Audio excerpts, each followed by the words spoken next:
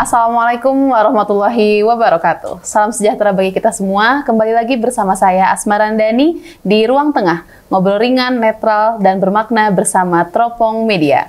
Saat ini kita sudah kedatangan salah seorang pemuda Jawa Barat, Bandung gitu khususnya ya, yang benar-benar sosok inspiratif, yang insya Allah mudah-mudahan atas doa kita semua, beliau akan maju sebagai calon wali kota Bandung.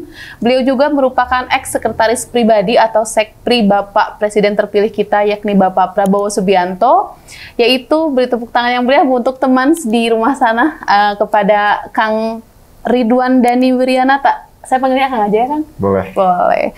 Kang Dani ini insya Allah akan maju sebagai bakal calon wali kota Bandung untuk Pilkada 2024, betul ya, Kang ya? Iya. Iya. Kang Dani ini masih sangat muda, teman. Beliau itu masih 32 tahun. Kelahiran Maret 90, lalu 92 ya, Kang?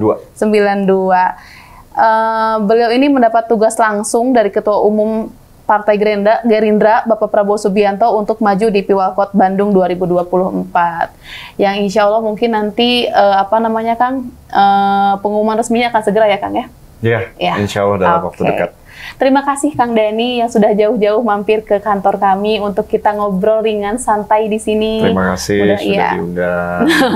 Alhamdulillah ya, di tengah kesibukannya beliau ini bisa hadir bersama kita di Ruang Tengah, yang nanti saya akan menyampaikan beberapa pertanyaan mengenai pencalonan Akang lah ke depannya untuk Bandung gitu ya. Kita mulai pertanyaan pertama. Silakan. Tapi saya pengen sedikitnya Kang Dani menyapa dulu teman di luar. Tadi kita namanya teman nih, Teropong Media, Teropong Media teman gitu, teman. Jadi Teropong Media teman. Halo Sampurasun, Assalamualaikum warahmatullahi wabarakatuh. Salam kenal dengan saya Ridwan Dani Wiryanata. Oh ya, ternyata Kang Ridwan Dani ini lebih ganteng aslinya. Kalau saya lihat di jalanan gitu kan, di pamflet-pamflet, di billboard, ternyata yang aslinya itu lebih fresh lagi. Saya bisa aja ya, Kang ya?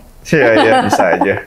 Oke, Kang, yang pertama nih, saya pengen tahu nih, mungkin teman di luar sana juga pengen tahu sosok Kang Dani ini yang biasanya mungkin orang-orang Bandung tuh lihat di pamflet, di billboard, ini aslinya seperti apa. Kita pengen tahu dong sedikit banyak sosok Kang Dani, mulai dari tempat lahir, status sekarang apa, karir yang sedang dijalani sekarang apa, atau informasi lain lah tentang Kang Dani untuk penonton Ruang Tengah di rumah sana gitu. Oke, baik. Ya, saya lahir di Jakarta.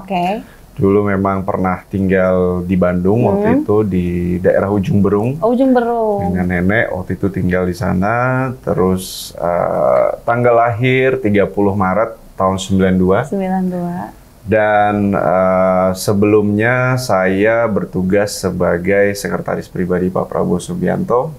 Jadi memang sebelum menjadi sekretaris saya juga berkiprah di politik waktu itu. Setelah lulus SMA, saya terlibat dalam organisasi saya partai. Waktu itu Partai Gerindra punya saya partai, namanya Tidar.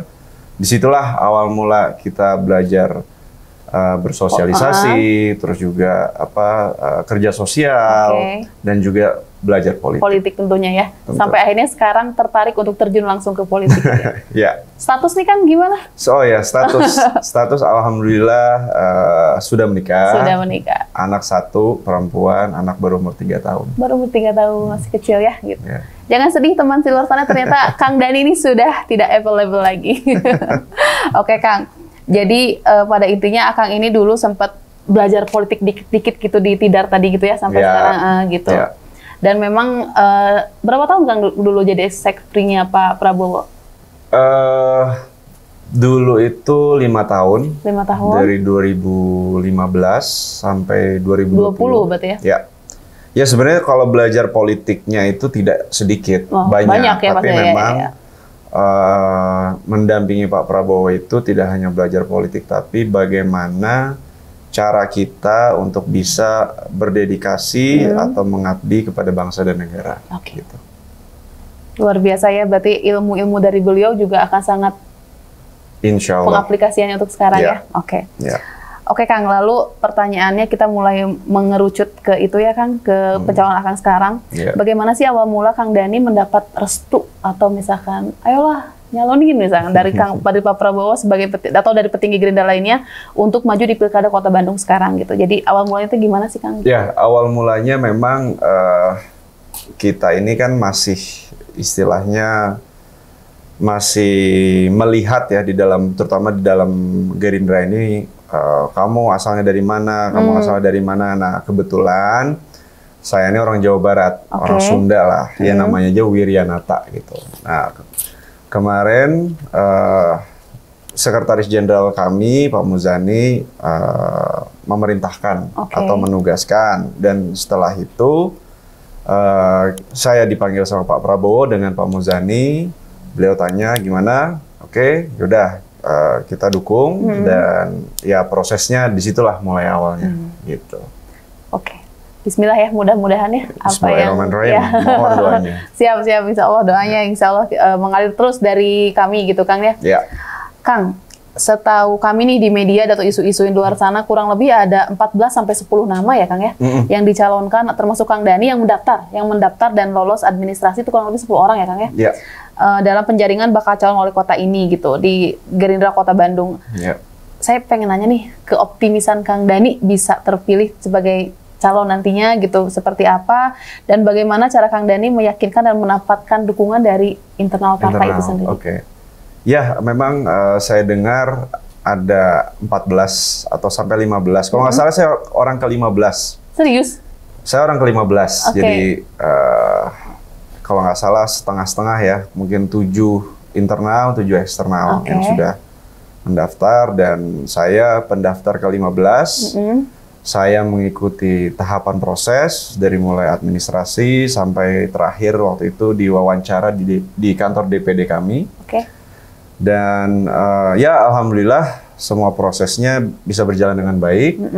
Dan juga kalau di Gerindra ini memang kita biasanya langsung ke tahap rekomendasi, tapi memang belum rekomendasi yang apa namanya berupa SK gitu ya, SK resmi, karena kalau SK itu harus sudah ada paslonnya, maksudnya harus ada calon wali kotanya dan calon wakil wali kotanya. Jadi lebih kepada rekomendasi dan juga diperkuat oleh surat tugas. Nah alhamdulillah saya sudah mendapatkan surat tugas dan juga rekomendasinya gitu untuk mengikuti kontestasi nanti di Pilwalkot Kota Bandung nanti pada November gitu. Jadi kalau ditanya seoptimis apa ya, semuanya kan ada prosesnya dan semua juga tahapan yang tadi. Seoptimis apa ya, kita sudah diberikan berupa surat tugas dan rekomendasi. Tinggal menunggu SK ya? Ya, amin. Insya Allah udah SK-nya sudah dalam waktu dekat lah kita umumkan. Siap. Mungkin nanti kita cari momen yang pas, mungkin 1-2 hari ini Insya Allah. Dan tadi bagaimana meyakinkan internal, ya tentu kita juga harus menyampaikan bahwa misi yang paling utama ini adalah kita saat ini adalah sebagai kader partai politik. Tentu momentum saat ini kita punya presiden punya program yang kemarin sudah dijanjikan dalam kampanyenya. Ada salah satunya 17 program aksi, di dalamnya juga banyak turunannya. Nah, menurut saya, siapa yang bisa mensukseskan program-program tersebut adalah salah satunya dari kepala-kepala daerah yang mengerti program tersebut, kepala-kepala daerah yang paham akan kebijakan dari nanti presiden terpilih. Jadi inilah salah satu bentuk yang juga kita sampaikan bahwa untuk mensukseskan program dari Pak Prabowo dan Mas Gibran adalah ya harus punya kepala-kepala daerah, ya karena kita atau saya kader partai politik, partainya Pak Prabowo, Partai Gerindra, jadi inilah salah satu upaya yang saya bawa untuk bisa meyakinkan internal. Gitu. Iya. Dan sudah siap membantu mensukseskan program-program tersebut gitu harus, ya, harus ya, harus sudah paham juga kita. Gitu kader. Kalau enggak nanti kita dijewek sama presiden. Jadi memang kalau sebenarnya lebih cocok ya kalau bapaknya itu, anaknya itu, dan kemudian nanti menurunkan program-programnya juga akan semakin mudah ya Kang ya. Gitu. Ya sebenarnya bukan bapaknya itu, anaknya itu, tapi kadernya. Gitu. Nyanti nepotisme. Betul. Gitu. Oke Kang. selanjutnya saya pengen tahu nih tujuan atau visi misi Akang sendiri secara pribadi ini nih Kang Dhani maju nih menjadi bakal calon wali kota Bandung 2024 tuh seperti apa Kang? Biar nanti didengar juga sih sama warga Bandung nih Kang. Memang saya bahas dari tujuan dulu ya. Tujuannya balik lagi tadi karena saya ini adalah kader partai itu ekspektasinya adalah bisa menjalankan atau megang suatu tongkat kepercayaan dari masyarakat, ya berupa apapun itu, bisa legislatif, bisa eksekutif dan sebagainya. Tapi yang paling penting adalah ketika kita seorang kader partai politik, kita harus bisa menjalankan amanah yang diberikan oleh atau yang diinstruksikan oleh partai. Yang salah satunya adalah pengabdian. Itu yang paling utama di diri saya. Dan juga saya selalu ingat pesan Pak Prabowo itu adalah kamu jangan jadi politisi, kamu harus jadi pejuang politik. Nah inilah yang selalu saya bawa kemanapun itu. Ya. Terkait visi misi memang saat ini terus terang kita lagi bersama tim, kita lagi belanja masalah dan alhamdulillah mungkin sudah hampir 85% kita hampir mengetahui permasalahan-permasalahan dari Kota Bandung, dan secara secara kalimat per kalimat memang sudah disiapkan, tapi belum saya publish karena nantinya kita menunggu koalisi, karena kan nanti ketika koalisi kita akan membentuk suatu tim pemenangan. Nah disinilah kita sepakati apa sih visi misi yang paling tepat yang juga disepakati oleh tim koalisi kita. Ya. Berarti untuk visi misi nanti setelah koalisi terbentuk, kalau baru kita nanti akan buat semacam diskusi akademik. Jadi nanti kita akan mungkin undang para tokoh-tokoh masyarakat, para para akademisi, praktisi, ya pokoknya praktisi, perwakilan kita akan undang, kita akan paparkan nanti. Setuju saya. Program-program. Ya gaya-gaya Pak Prabowo lah. Betul. Gitu. Jadi dari semua segmen itu ada unsur-unsur ada gitu setuju. Kan ya. Ya, kita kan tidak hanya bicara mengenai yang inti permasalahan mungkin kemacetan, banjir, lingkungan hidup. Kita bicara dari semua lini gitu. Jadi nantilah dari visi misi ini turunannya seperti apa. Karena prinsipnya kalau kita mau gerak cepat, kita juga harus berkoordinasi dengan kawan-kawan kita di legislatif. Setuju. Untuk apa? Untuk mensinkronkan anggaran yang sudah disepakati untuk tahun depan gitu. Jadi prinsipnya untuk visi misi kita lagi rancang yang terbaik sambil nanti menunggu koalisi. Gitu. Jadi kita nanti Akang dan tim ke FGD lagi gitu ya, mengundang praktisinya ada, akademisinya ada, tokoh masyarakat apapun itu, mereka juga sumbang sih ide gagasan ke Akang ya, untuk nanti akan di breakdown menjadi sebuah visi misi. Luar biasa. Terus tadi ada pertanyaan tagline ya kalau nggak salah atau apa? Iya, Akang punya nggak tagline khusus kampanye Akang sekarang? Tagline saya adalah tagline saya itu adalah Bandung bersama Indonesia maju. Gitu. Cocok ya? Apa Kang? Bandung bersama Indonesia. Bandung bersama Indonesia maju. Gitu. Ada tangan-tangannya atau gimana? Ada gerakan. Ayo kita sebutin bersama Kang. 1, 2, 3. Bandung bersama Indonesia Maju. Ya. Nanti jadi highlight ya ini di depan gitu. Oke Kang, itu yang tadi ya. Jadi nanti kita tunggu nih teman visi misi yang akan diluncurkan oleh Kang Dhani dan timnya nanti setelah nanti Kang Dhani berdiskusi melalui FGD ataupun kan kita saya selaku dan teman mungkin di luar sana selaku orang Kota Bandung gitu kan sangat menunggu visi misi dari Kang Dhani itu sendiri ya Kang ya. Pasti. Oke. Selanjutnya nih Kang, ada strategi atau jurus yang dipakai gitu kan untuk Akang untuk meyakinkan warga Kota Bandung yang tergolong masyarakat urban nih Kang. Jadi agar memilih Kang Dhani sebagai pimpinan mereka, saya pengen tahu nih misalkan dibocorin dikit Akang tuh strategi kampanye seperti apa untuk touch orang-orang Bandung nih kayak gitu. Saya mau agak sedikit mundur dari pesannya Pak Prabowo. Memang gini, prinsipnya saya pernah diingatkan oleh Pak Prabowo, kamu kalau mau jadi pemimpin rakyat, kamu harus turun ke rakyat. Itu.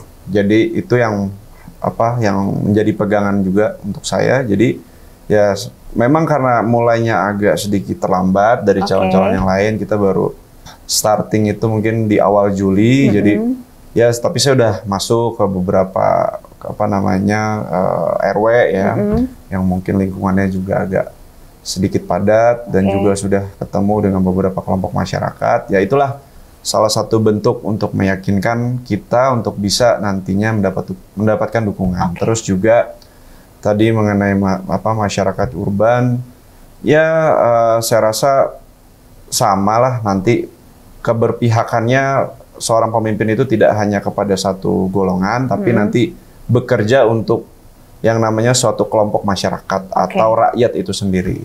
Terus juga menurut saya karena Bandung ini pemilihnya hampir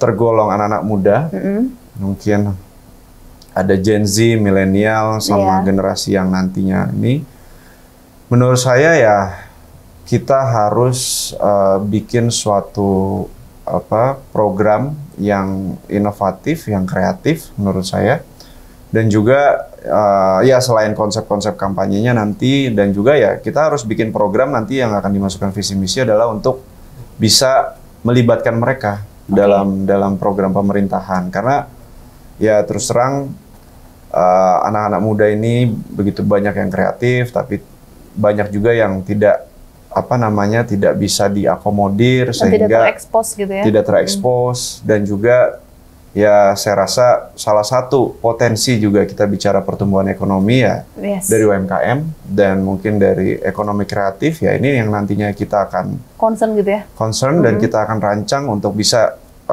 fokus kepada mereka. Gitu. Luar biasa ya. Jadi langsung terjun ke masyarakat, lalu Akang juga akan fokus concern ke UMKM agar lebih terekspos lagi. Ternyata banyak ya Kang ya, banyak di sekali. Bandung itu ya. Jadi bibit-bibit atau enggak bibit lagi, bahkan udah jadi gitu ya. Udah jadi produk, dan juga sekarang banyak startup yang luar biasa yang mungkin nanti bisa dikolaborasikan. Dan itu memang kalau menurut saya mereka itu UMKM itu atau misalkan itu butuh dorongan dari pemerintah Kang. Untuk mereka bisa terekspos, dikenal sama luar gitu kan. Karena produk-produknya juga memang layak gitu Kang ya, dan memang worth it untuk masyarakat luar tahu gitu kan, dunia tahu gitu, Indonesia tahu gitu kan. Dan memang warga Bandung itu sekreatif itu gitu ya Kang. Yes, setuju. Pertanyaan terakhir nih dari kami Kang, untuk Kang Dhani nih, pengen dong Akang ngasih semangat, saran untuk kaum muda. Karena Kang Dhani ini masih sangat muda, 32 tahun, tapi sudah kalau menurut saya luar biasa ya gitu. Maksudnya movementnya dan mencalonkan diri lah sekarang menjadi bakal calon wali kota Bandung.